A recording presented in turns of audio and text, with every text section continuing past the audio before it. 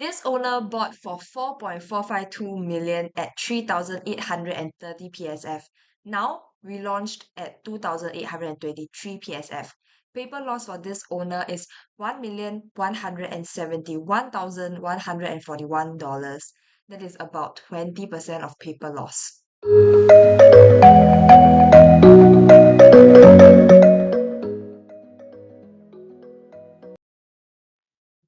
Hi everyone, this is Nicole Chan. Let's talk about a hot topic today.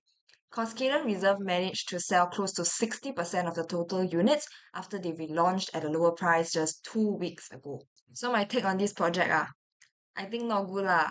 Already say it's reserve ma. Wait till first team, then I let you guys know again, okay? With a relaunch price of 1000 PSF lower, you might be very tempted by the steep discount and you are thinking, that this is a good window of opportunity for investment for you to buy a Cuscaden Reserve now lah. So my take is that not really, unless you're buying for own stay, then it's a different story already lah. You like the atas vibes, you like the location and everything, then no one's going to stop you lor. But for investment, you see, Cuscaden Reserve already has an ABSD extension, right? So TLDR, the developers have to complete and also sell all the units in the condo within 5 years, or else the developers will have to pay the ABSD taxes lah. So luckily for Cuscaden Reserve, they bought the land in May 2018 over here. Okay, so that is before the ABSD rates actually increased in July that year, which is lucky for them lah. Just 2 months before the ABSD rates actually increase in July. But still, for these developers, the ABSD rates is likely to be 15% of the land price. And because the land price was about 410 million, as you can see over here, 410 million. So if they don't sell all the units, then the developers will have to incur 61.5 million of taxes. And of course, the developers are scared already lah. And now they are relaunching at a lower price, as what we can see now. So to sell all the units within the 5-year deadline is a lot more difficult for projects, especially now with the ABSD rates increased to 60% for foreign buyers and also for local wise, they have to pay 20% and also 30% of ABSD for their second and third properties lah. So let's take a look at an example over here. I want to talk about Sky Habitat. So Sky Habitat was actually first launched in 2012. So the launch price for Sky Habitat was 1.6k PSF, right? And then shortly after, in 2013, there was a round of cooling measures. So that was where ABSD rates increased, your LTV was lowered, and also TDSR was introduced. Then after that, the developer relaunched Sky Habitat at a lower price of 1.4k PSF in Q2 2014, as you can see over here. And that is the period of time where you can see there's a spike in volume in this chart over here lah. Right, so at that point of time, in 2014, if you buy and then you hold for 4 years to avoid seller stamp duty, at that point of time, the SSD was still 4 years, right? So say you sell at 2018, your gains is still very minimal lah. You are looking at 4.5% of profits, and that is honestly not a lot lah. So history doesn't repeat itself, but it often rhymes.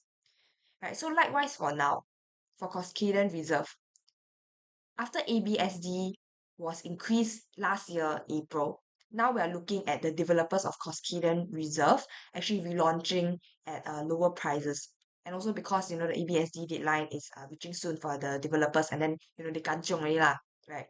So now if you enter at 2.9 to 3k PSF, prices may still take a while to bounce back up to the initial launch price of 3.6 to 3.8k lah, right? Just like Sky Habitat, you can see over here. It actually took them 8 years to actually reach the initial launch price. So, this might be something that the buyers of the Cuscaden Reserve will be experiencing if you're a buyer that is, entering the market now. So at this note, if you learn something from this video, please help to like, share, and subscribe so that videos like this can reach other viewers who will benefit from property investment tips. Okay, so another thing I wanted to touch on is leasehold projects in a freehold environment tend not to do too well. So this is Cuscaden Reserve 99-year project at District 10, right? And it's surrounded by freehold projects like Tree Orchard by the park. You can see over here, Park Nova just beside, and also the Tomlinson, which is also another freehold project, and so on and so forth lah. So usually buyers tend to prefer freehold projects, and usually freehold projects command a premium lor. But if you are a buyer given a choice, right, would you buy a freehold or leasehold project at the same price point? In this case, freehold Tree Orchard by the park and 99-year Cuscaden Reserve are at the same price point of 3.5k PSF. So like for example, you can see in this chart over here. So the blue color uh, graph is Tree Orchard by the park, which is the freehold project, and Cuscaden Reserve is a 99-year leasehold project. And you can tell that the price points for both of them are about 3.5k PSF thereabouts lah. Yeah. So also drawing similarity to another CCI property, we see OUE Twin Peaks not doing very well among the freehold environment. Of course, for OUE Twin Peaks, there are many other factors at play lah, other than being a leasehold project in a freehold environment. But I won't be covering all these factors in this video because I actually did another video covering all the factors already lah. So you can check out that video after this video. Okay, so now I want to touch on my next point. For Cuscaden Reserve, let's look at the surrounding land parcel. Okay, so this is where Cuscaden Reserve is at, and this is where the Orchard Boulevard GLS is at. And Orchard Boulevard GLS is just very close to Cuscaden Reserve. For Orchard Boulevard GLS, right, is super close to the MRT lah.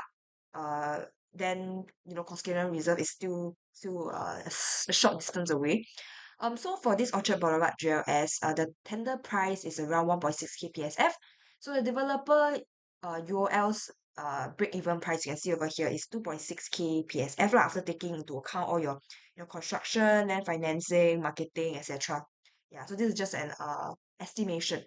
And you notice that this 2.6k PSF is much lower than Cuscaden Reserve's price of 3.2k PSF of break-even price lah, right? So UOL is able to price its units at a more reasonable price point, yeah, compared to Cuscaden Reserve. Okay, so if you are having an investment dilemma, feel free to contact me. And I've come to the end of my video. Thanks so much for watching, and I'll catch you in my next analysis. Bye bye.